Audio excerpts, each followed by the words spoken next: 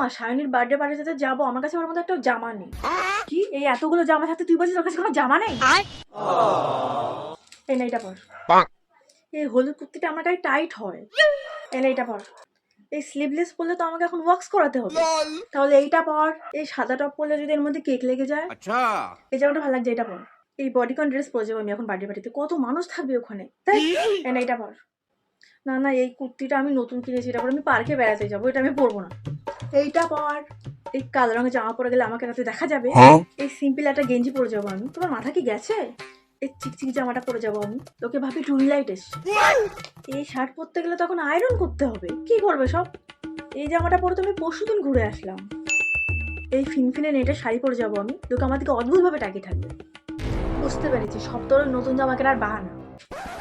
ঠিকই বলেছ, কোথাও যাওয়া লাগবে না, বাড়ি বসে থাক।